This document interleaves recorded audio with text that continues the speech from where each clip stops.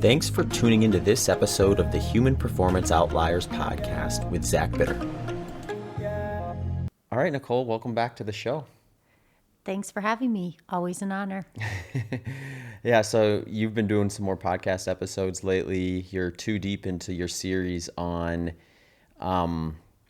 talking to people who have had high caliber achievements, but also in sports, I should say, but also have a demanding career is sort of the premise, right? Yeah, that's really what the focus is. And I think I just like to hear their stories and how they really have a sense of balance. Obviously, it's a challenge that I think a lot of people spend a lot of time thinking about and how they can, really do their best to tackle a lot of different things and try and perform at a high level. So that's always been something that I've been interested in hearing from others and their perspective. Yeah, it's been fun to edit and publish those last couple, or actually the first couple episodes of that, and I'm looking forward to the rest of the series as well. But for this episode, we're going to talk about a topic that I think is an interesting one within the sport of ultra running, and that is training races. So I don't actually know how that became a thing. I mean, people do, like, professional runners do tune-up races and other distances and things like that, but it seems like there's a unique spin to it with ultra running, given the distance of a lot of the events where, if you're going to be doing something like 100 miles or further than that, the draw or the kind of intuitive idea of going out and doing something that's still very long, relatively speaking, but shorter than that 100-mile or beyond 100-mile distance beforehand as a way to kind of tune up is the topic we're going to chat about here today. Yeah, sounds good. I mean, I think that's something that both of us have used as a strategy for many years. And I just think I personally have just appreciated taking this route simply because it makes it more sustainable from a training perspective, right? I personally don't love to necessarily be out on trails by myself for 9 hours. So being in a race, for example, that's just a good way to knock out a great training run, especially leading up to a 100-miler. Also, the aid stations, for example, right? The ability to have all the support. It just makes it a lot easier and more digestible, at least from my perspective. So I'm a big fan. Yeah. The reason I got interested in this topic is because I think there is definitely both a physical thing to consider, and then there's also kind of the mental thing to consider, or just the peace of mind is maybe the way to look at it. I guess it's just a psychological aspect of the sport, more or less. But like what you said, like just like the idea of going out for a 9-hour long run by yourself without the support of the event, and I guess it would be non-specific then too, is maybe a less desirable than going to the event, practicing all the event day stuff. That's pretty unique to it, and having those repetitions kind of in the back pocket heading into your longer session. The part I find interesting with the physical side of it, though, is just what is the value add or the opportunity cost for doing something like that. So the way I always explain it to my coaching clients is really what we're looking at in terms of like long-term improvement is the amount of volume you're able to spend training at the goal intensities at the highest quality. So the big issue when you get into these bigger workouts, because that's what this is, if you go and do a 100K or a 50-mile or even a 50K for that matter in training, is it's a big workout. And when you do big workouts, the first thing you should always ask yourself as a runner is, what is the opportunity cost of this versus what else I would do otherwise? So if you go out and do, let's just say, a 50-miler, and because you did that 50-miler now, that whole next week you do very little or no running, you do have to ask yourself, how much value would I have gotten above and beyond that 50-mile stimulus by doing something a little bit shorter, maybe 25 miles on your own, and then being able to kind of get back on the horse, so to speak, that next week and get a full training week in. And I think that's definitely something that people need to consider. And it's going to be one of those things where context matters, right? Where maybe you gave yourself a really good timeline for your goal race. So you've checked a lot of the boxes in terms of hitting the goal amount of volume at the right intensities at the highest amount of quality. You've got this buffer to do things like practice races and stuff like that. versus someone who's on kind of on a tight timeline. Every once in a while, I'll have someone who I'm working with. They're like, "Oh, I want to do this race," and it's like 10 weeks away. Like 10 weeks is a pretty tight margin unless you've already kind of purposefully or unintentionally done a lot of the work on accident. So in that scenario, I don't know that I would be as inclined to suggest they do something like a 50 miler midway through that, because that's if we lose an entire week of training for of 10 to do that larger stimulus, it might not be worth that opportunity cost. Yeah, no, I think you're absolutely right. I think when you go into a race and you're truly using it as a training run, for example, you definitely need to be mindful. And I think for a lot of people, it's challenging because some people get to the start of a race line and they want to race, right? They're not going to necessarily be able to take their foot off the gas or really utilize the strategy that it truly is a practice run. So I think you need to know yourself from in that regard and really understand why you're lining up and stay true to that mindset, right? Mm-hmm. I think I mean I can say for my own purposes, there have been times I get to the starting line and I say I'm going to do it as more of a training run and it turns more into a race, right, for me. And so I think it's very important to really know why you're there and use it appropriately because you're right. Otherwise, you can just put yourself back, especially if you're giving up a whole week of training. That may not be very beneficial. So I do think that's an important thing to think through. I think the longer I've been in the sport, the more I'm able to really truly understand the value of taking it easy or taking it easier than I would have just so that I get that longer stimulus and use it to my advantage for future races. But again, something you definitely need to be mindful of.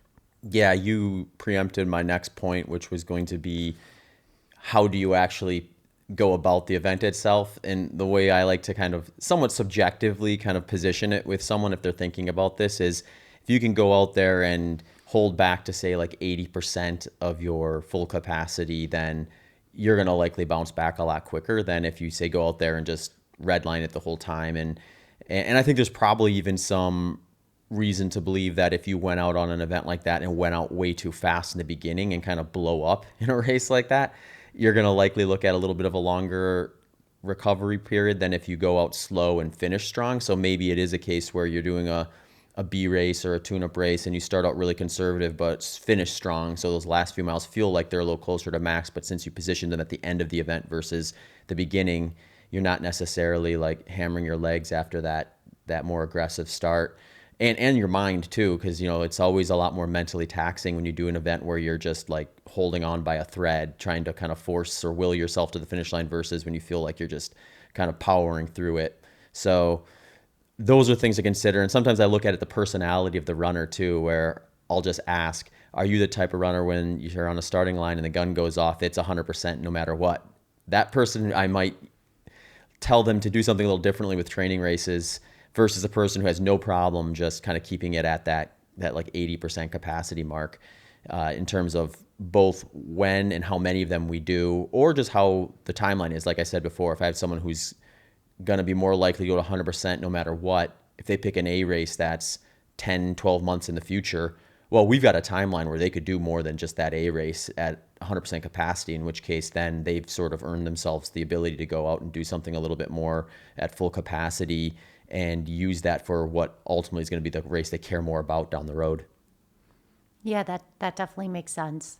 The other thing I think is just really interesting too is I kind of said it in the beginning to some degree is just the uniqueness of racing in general. And this is true for any endurance race, but there's just a different kind of set of emotions, set of stress and anxiety, and even protocols as to like how you maybe go about things around an event. So doing an event versus waking up and just going for a training run also has that added value of practicing what you would do the day before, what foods you're going to eat the night before and things like that, breakfast before the race, waking up probably earlier than normal in most cases with a lot of these races, and just kind of getting used to that routine of this is what I need to do before the race even begins. And then like you mentioned, Nicole, just to like navigating aid stations, figuring out things like when I'm building out my race pace strategy for my goal race, how much time should I give myself as far as non-moving time goes for things like bathroom breaks, aid station stops, stuff that's going to add to your finishing time but not actually be part of your moving pace. And those are things I think that are just a lot more specifically practiced in an event versus in a training race. So those are maybe some value adds that people go through the motions of but don't always recognize. So I usually tell people, when you're going to do a training race, let's make sure we take full advantage of it, and we're thinking about all of those things too, so you're extracting all the value from something that does have a trade-off. Yeah, that makes sense. How else do you feel about just having a built-in kind of community around you? I mean, you essentially have cheerleaders at the aid Yeah. stations, right, that are out there excited that you're racing or training. You also have just other runners, right? A lot of us don't necessarily have a group that they can always rely on for a just a random Saturday 50-mile training run. So I think there's the added value of just having the support that may be valuable. I don't know your thoughts there. Yeah, yeah, you can definitely practice that, which is going to be mostly unique to it too, and just see how you respond to that sort of stuff. Because there are things too, like pacers and crew members, where sometimes people find that they differ in terms of how much of an incentive that's actually going to be for them. Where to the degree that some people don't even like crew and pacer, they'd almost just rather kind of remove all the logistics of managing that and just say, give me my bottle, my pack, I'm going to go to the aid station and take care of myself. And I think to some degree, like, that seems like super unstructured and haphazard, but there's that cognitive load that comes with these things, where if you're already reached that in your own mind, adding a bunch to it may not be worth the a little bit of efficiency you're going to get, or the motivation that you're going to subjectively get from one person to the next, having a pacer with you and things like that. So you learn a lot about yourself with the longer reps on race conditions too. Yeah, I like that thought. I also, there's something to me about lining up at certain smaller events that makes me enjoy racing, right? Whereas if you're only lining up at really competitive races, sometimes I find that just the added stress of always being at those just loaded competitive fields just kind of sucks the joy out of it for me to some extent, because I feel like sometimes I just get so anxious. So there's just for me, just taking part at races that I have grown up at, essentially in running trails.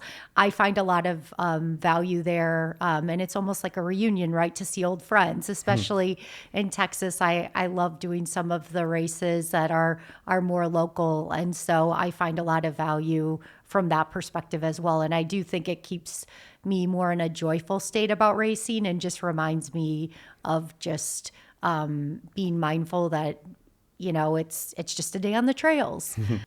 Hey folks, just a quick reminder that this podcast sponsors include S Fuels. They have a 15% offer for you.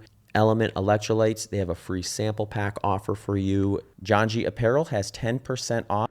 And Delta G Ketones has a 20% off and free consultation offer for you. Links and details can be found in the show notes and the episode landing page. You can also check out a full description of how I use all of these products in my own training and racing at the end of this podcast episode. Yeah, you hit it on the head too. I think that gets into the why. And I think sometimes we assume that, like, our why is what everyone else's why is, and then we project that on other people or the rest of the community. When some people, the number one reason they do this is because they want to get out with a group of people and challenge themselves. And whether they are able to go maximum of their get to the maximum of their potential is a little bit less of a concern.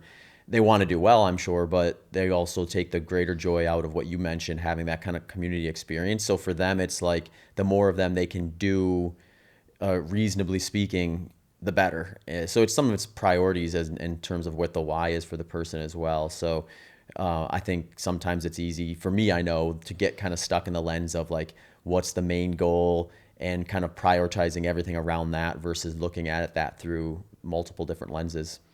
Yeah, no, that's absolutely a good point. I mean, it's very dependent on why you're out there.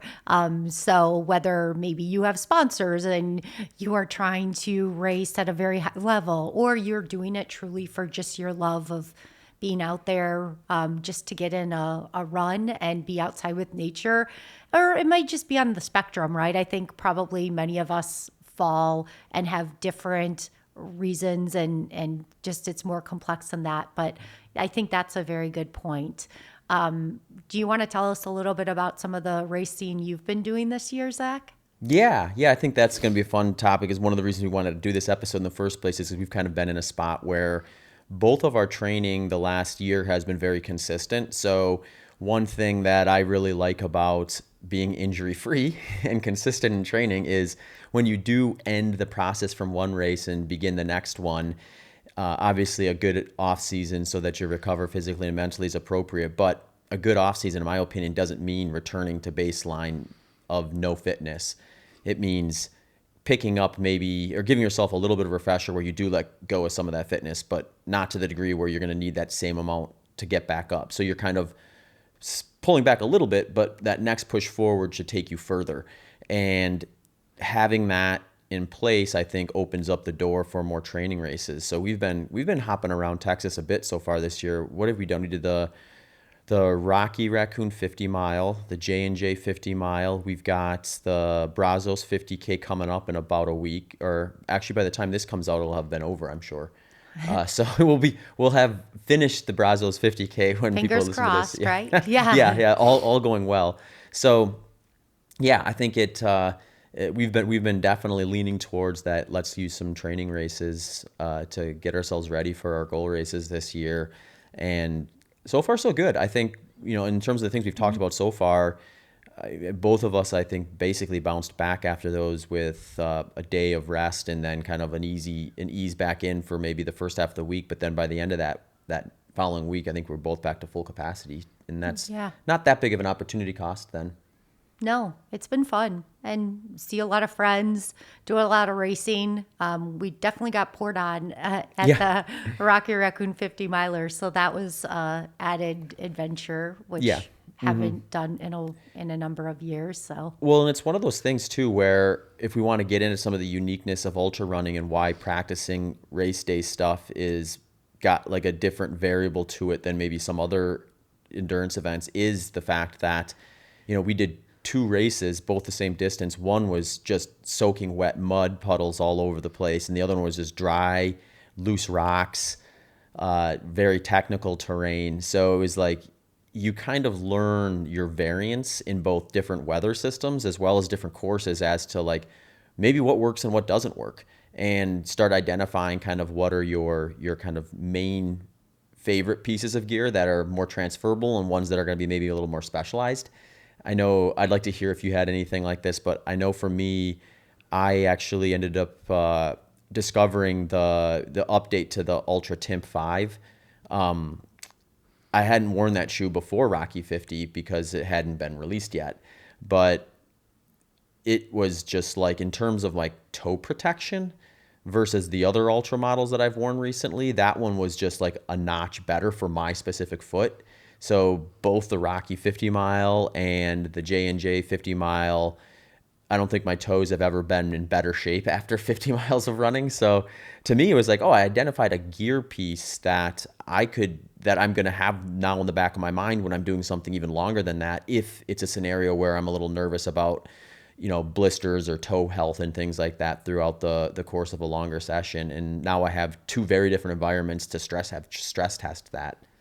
yeah, the new Timp update is awesome. I wore those at Rocky as well, and I really thought they did great on that during that terrible torrential rain, right? Where basically we were swimming on the course. And so I thought they were great. I wore the Mont Blanc Carbon at J&J, and I love those shoes as well. So all the new trail ultras are really It's actually are funny great. because you typically are more likely to just have like a road shoe and a trail shoe and you use it basically for everything because you really like it. whereas I'm maybe a little more likely to like rotate through different pairs for different environments. But for Yeah. whatever reason, I mean, it's early. We've done 2 races. We'll see how this continues, but it is funny.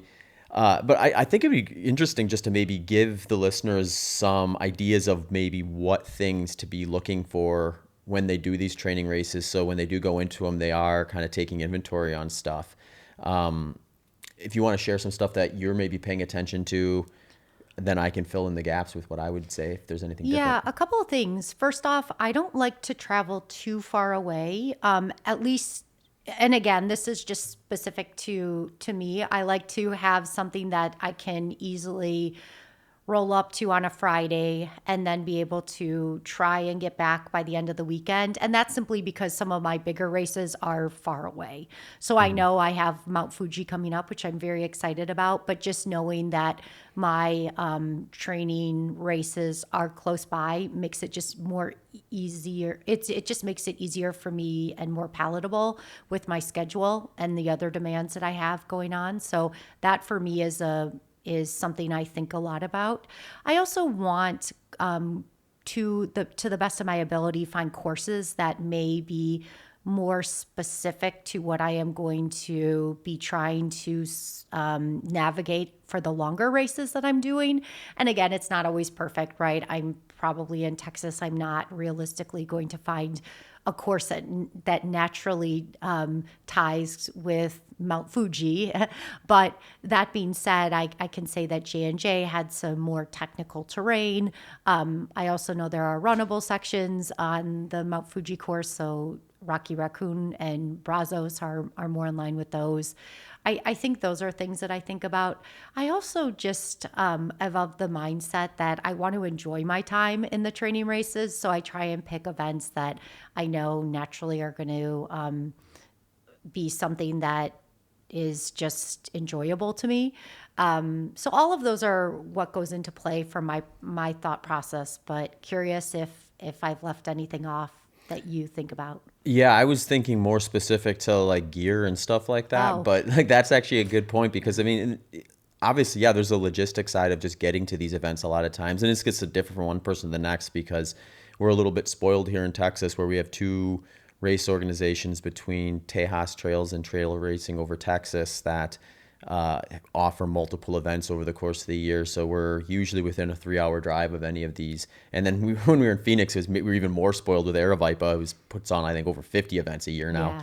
So, yeah, but that's a good point. Like, I think really like the experience can be had regardless of the logistical hurdle from a travel standpoint. So if you're considering how much opportunity cost am I going to have with this, and it is like, oh, I got to fly to the other side of the country, deal with time zone changes, lose training on both ends, probably just reacclimating and things like that. You might be looking at a couple extra days of recovery when you're traveling more for it. So if you can find something closer to home, that might be an ideal scenario, or it may be a deciding factor if you're on the fence as to whether to do one or not, as to like, well, what actually goes into that.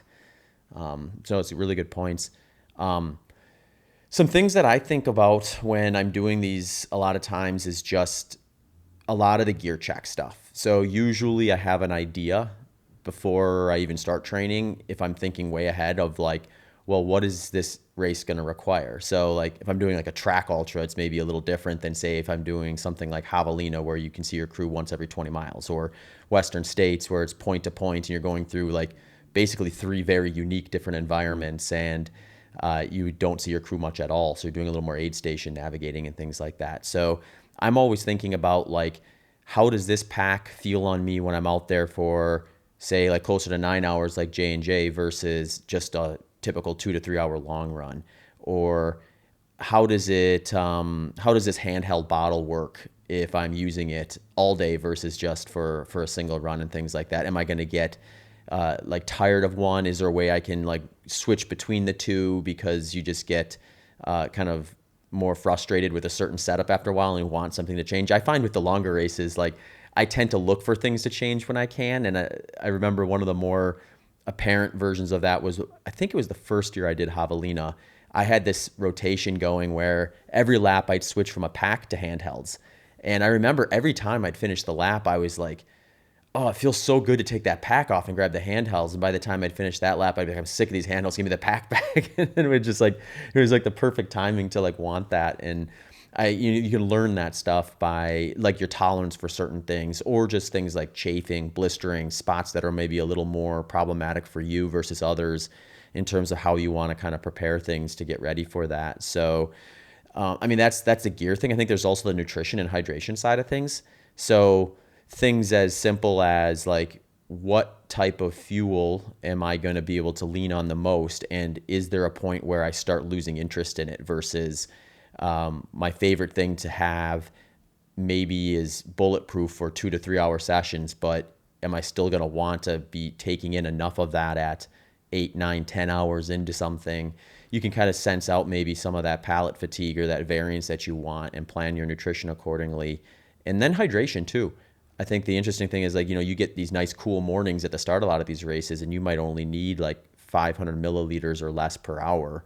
Whereas you get into the heat of the day and you might get closer to, some people are well over a liter per hour in some cases. I think at Javelina, I hit almost a liter per hour on average when it got a little warmer out there. So just kind of recognizing how that shifts over the course of the day, and it's not necessarily plug and play the whole way it could be in a shorter session, I think are all good things to pay attention to and practice and learn more about when you're doing things like training races. Yeah, that definitely makes sense. And if it's Nicole, it's more about like, what can I get away with from the aid stations randomly? Yeah, that's so true. Like that is totally It's my like, MO. avoid this or lean towards that. Yeah. Oh, totally agree. I'll never forget the first time I ever paced and crewed you was at the Black Canyon 100K in, was it 2017, I think? Yeah. And the first time, it was the aid station that was just before mile 20, and you come through and you hadn't eaten much yet that day. But you started to recognize, okay, I need to get on top of this. So you come out of the aid station with like 2 fists full of just random aid station stuff. You had like a muffin, a cookie. I think it was all gummies. Yeah, I you think had it was gummy all bears, gummy bears. gummy I think worms. that's Yeah. all I ate that day were gummy bears or gummy worms. I feel like I remember a muffin, but Oh, maybe I maybe. made Maybe that I up. didn't eat it. I remember that day, all I ate was, I mean, not that I ate so many of them, but I ate so many gummy worms. Yeah, Not that's right. bears, worms. The I gummy remember by worms. the end, I was like, I probably had like 50 gummy worms. It was just the day. Yeah, so I think you can learn some of that stuff too, because there is, there. I mean, obviously, like the kind of rule of thumb is don't do anything on race day you haven't practiced. But there's also like, how do you practice something when it's 70 miles into a race? So there's also this ultra running specific thing where like, to some degree, trust your intuition. Where like if you go into an aid station at later in a race and you're like, oh man, those salty crackers or pretzels look, or chips, whatever happens to be, look so good right now. Well, maybe that's because your body is getting kind of a little bit of a palate fatigue from like liquid, gel, sweeter flavored stuff. Maybe you're getting a little low on sodium, so the salty food's starting looking a little better. And I think to some degree, trusting that is worth doing, and trusting your intuition a little bit. I think you want to be careful with that stuff though. And what I tell people is like, your eyes are going to be bigger than your stomach at like probably like a 4 or 5 times the normal. Like if you think of like when you're really hungry, you think, okay, I could eat like a whole bunch of stuff. And when you start actually eating, you realize, okay, I didn't really actually need to eat that much stuff. When you're running, it's like an extreme of that. So you can go through an aid station and maybe they have like peanut butter jelly sandwiches there. Very easy to grab one and just start eating the whole thing right away. And then once you start moving again, realizing that wasn't a good idea.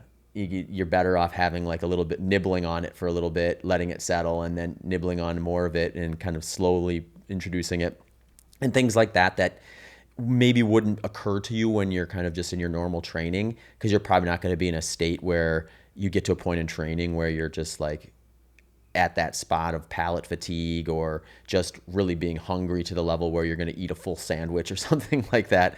But you can make those mistakes on training races, or learn about like kind of the dosage tolerances you have for different things at those extended durations. I think are also things that people should keep in mind when they're kind of practicing this stuff in their training races. Yeah, no, I agree. Yeah. The other thing I always find interesting with this too, and this is one that Nick Curry, our friend, and even negative split of ultra running will say is there's this kind of desire in ultra marathon running to bank time because you're like, well, it's going to be long, it's going to be tough at the end no matter what, but I I need to go a little bit faster than average in the beginning to account for that slowdown.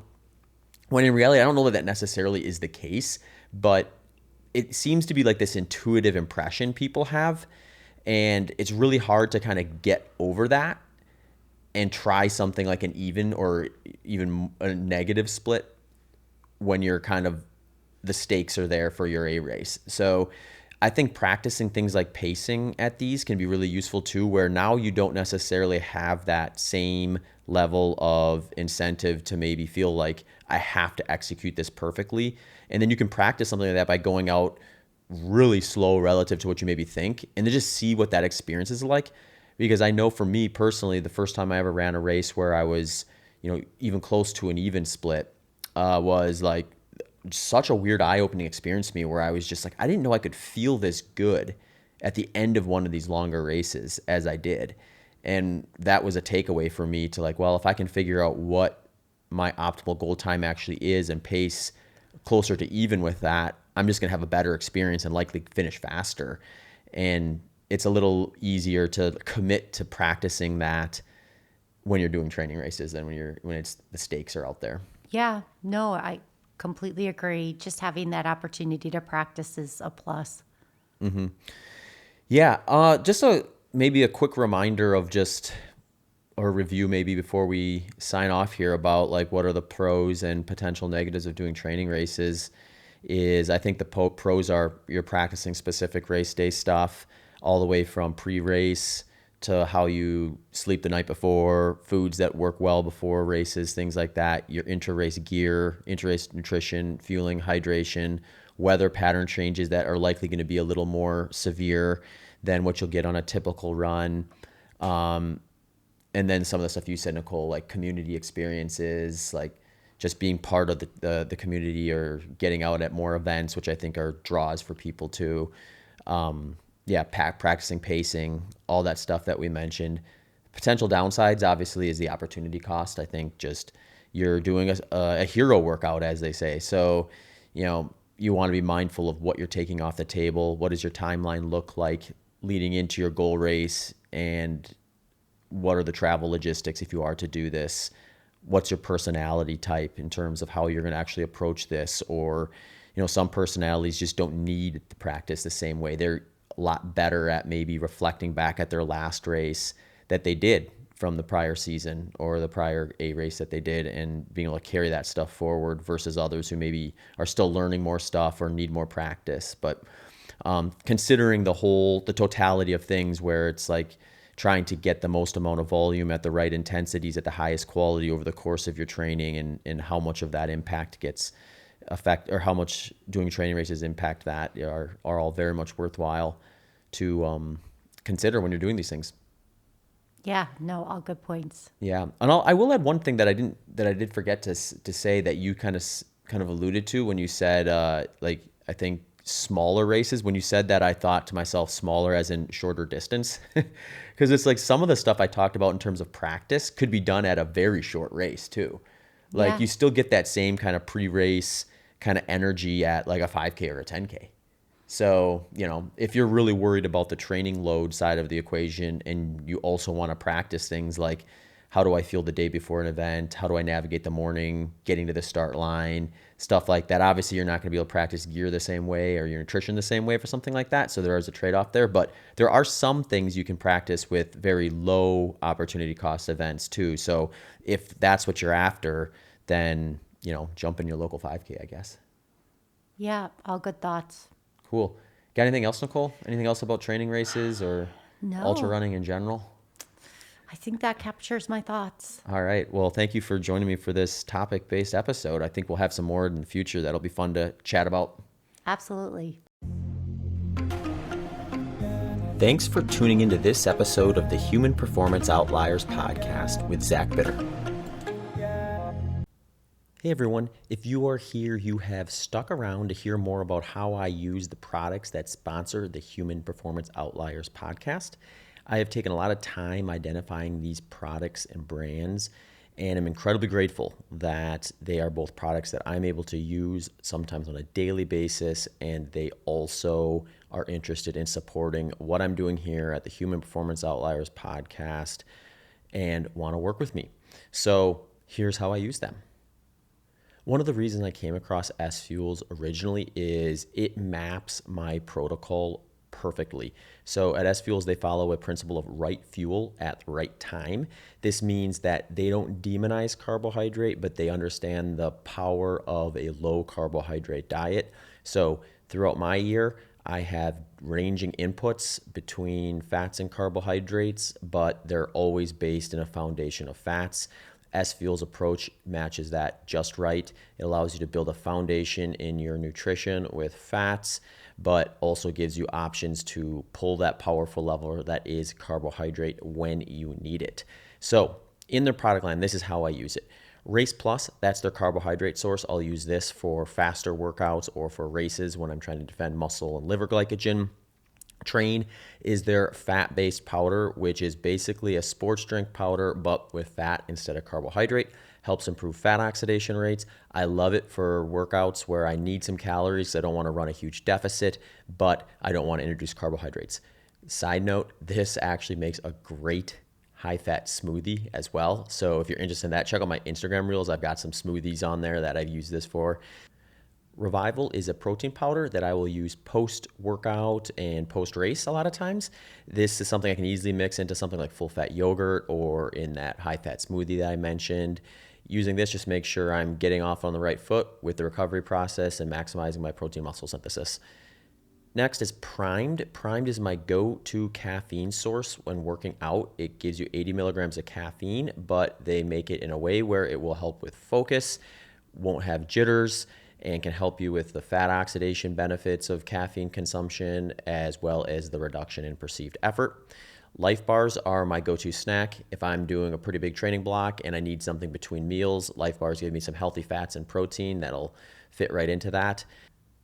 Finally, Keto 3. Keto 3 is a product that I'll use basically to replace anything I would have used granola for in the past. So I keep a bag of this around and I can sprinkle that on top of things that I would have previously put granola on when I want to keep the fats and the proteins high and the carbohydrates low. If you want to learn more about these products or check them out, head over to sfuelsgolonger.com where you can get 15% off your order. And this year, stay tuned because I'm going to be doing a series of free sample pack offers from those products that I just talked about. Last year, some of my trail running friends told me I needed to check out this brand named John G. And when it came time to update my running apparel, I thought, okay, I'm going to check these guys out. I'm stoked that they want to work with me because I've ended up using this stuff for way more things than I actually thought I would. My main focus when I'm picking out workout gear and specifically running gear is how does it actually like sit on my body while I'm going through the different mechanics that are important to running or strength work and things like that. So the more a product can function the way it's supposed to, but stay out of the way, the better as far as I'm concerned. So their kind of lightweight, breathable, moisture wicking type of setup works really well for me. They're shorts. They're AFO middle short. I actually got two pairs of these, and I find myself using this for everything, basically. Like I've used them for short intervals. I've used them for long intervals, taken them out for long runs, easy runs. I even go to the gym with them. So I need both those pairs. I've been going through them. They have an odor-resistant tack to it, too, so I can usually get a few workouts out of them before I need to wash them. And I just find like my range of motion is great in it, regardless of whether I'm doing those short intervals, long run in the gym, doing mobility routine type stuff or like muscular endurance strength stuff and all sorts of different activities. So that short is going to be in my rotation even when the temperature picks up. I got a couple long sleeve options too from them. There's the Repeat Merino long sleeve and the Rover Merino hoodie. So the Repeat Merino I've been using as kind of like a either a base layer if it's really cold out that I'll put on first and then something else over it, or if it's just kind of chilly where like a t-shirt or a singlet isn't quite enough and I may want it for part of the run but not all the run, or maybe I want it for the whole run, but I don't want too much, so I feel like I'm sweating profusely underneath that. This is perfect for that. So I'll use it over the singlet or just straight up first layer on and then something over top of it. The Rover Merino hoodie is one of the things that I'll use as kind of an outer layer. I'll put this over that merino long sleeve. And this one has a few extra features to it. It's a little thicker, so I can get away with it in a little cooler weather, but it also has like a hood that you can put up and then a face mask that covers part of your face that you can use too if it gets especially chilly out there. I've been using this both for the running workouts as well as taking it to the gym from a transportation standpoint as I'm getting there, and then during my warm-ups and things like that as something I can kind of count on. Both these items are super light and packable too, so if I do have a scenario where I think I might need it for part of the workout but not all of it, I don't hesitate to bring it because I know I can take it off and store it pretty easily if I need to without having to worry about feeling like I've got this like extra thing coming with me that is getting annoying.